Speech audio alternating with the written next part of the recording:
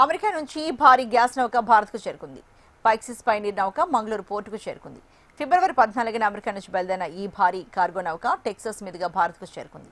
ఈ నౌక 16,714 టన్నుల ఎల్పీజీని భారత్కు తీసుకొచ్చింది. భారత్ తన ఇంధన భద్రతను పటిష్టం చేసుకునేందుకు వ్యూహాత్మకంగా వ్యవహరిస్తోంది. ఇందులో భాగంగా అమెరికా నుంచి ఎల్పీజీ, రష్యా నుంచి ముడి చమురు నౌకలు మంగళూరు పోర్టుకు చేరుకున్నాయి.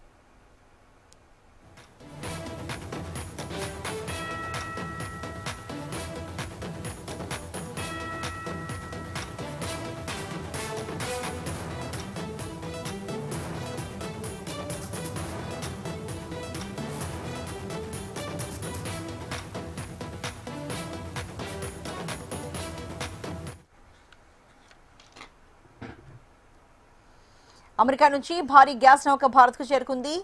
పైక్సిస్ పైనీర్ నౌక మంగళూరు పోర్టుకు చేరుకుంది. ఫిబ్రవరి 14న అమెరికా నుంచి బయలుదేరిన ఈ భారీ కార్గో నౌక టెక్సాస్ మీదుగా భారత్కు చేరుకుంది.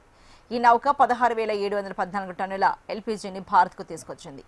భారత్ తన ఇంధన భద్రతను పటిష్టం చేసుకునేందుకు వ్యూహాత్మకంగా వ్యవహరిస్తోంది. ఇందులో భాగంగా అమెరికా నుంచి ఎల్పీజీ, రష్యా నుంచి ముడి చమురు నౌకలు మంగళూరు పోర్టుకు చేరుకున్నాయి.